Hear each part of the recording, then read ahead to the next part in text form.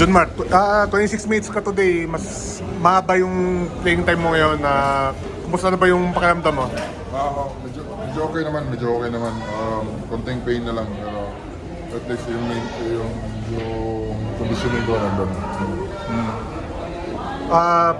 Siyempre, Converge ka laban, I guess, kailangan mas mahaba yung minuto mo ngayon.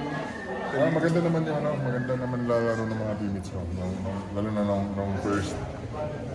first quarter, first half. So, ayun, good thing nakuha namin yung panalo. So, yun yung important. Kumusta yung chemistry niyo with George sa'yo, lalo sa'yo? Okay naman.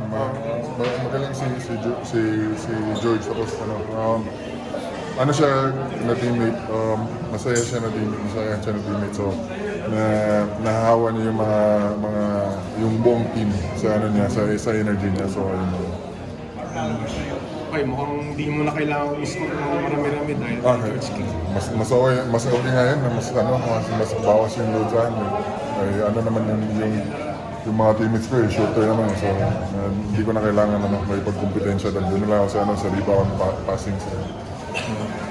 Parang may time nung port talagang hinahanap ka niya eh. Tapos either tutuloy mo or papasa mo sa kanya. Yun yung sabi ko sa kanya pag pinasahan niya ako sa poste, ibabalik ko naman sa kanya kasi nga minsan may tendency kasi na puro one-on-one na lang parang sobrang nagmamadali. So sabi ko sa kanya pag kailangan niya mag-slow down, bigyan na ako ng bola sa poste, then ibabalik ko naman sa kanya.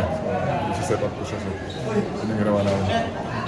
Parang kahit sa warm-up, ginagawa niyo yun eh. Yeah? Diba? Oo. Yun na. Kaya sa practice yun namin.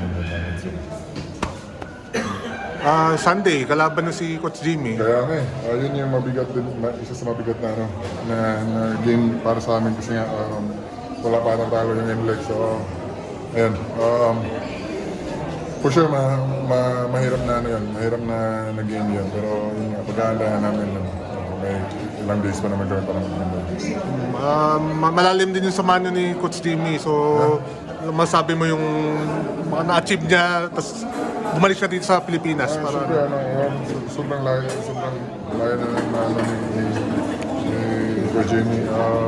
Tagal ko siya nang kasama. And then, yun nga, hindi ako nagulat nung naging head coach siya sa PBA. Kasi nga, ano naman siya talaga siya yun talaga yung niya, kahit nung magkasama pa kami, leader na talaga siya. So, hindi na ako nagulat nung maging siya, naging head coach siya ng NLEX. So, ayun. Alam ko, ganda nga start ng NLEX dahil sa kanila. So, and syempre, rin yung patasin yung experience lalo na sa NBA, di ba? So, yeah. Okay.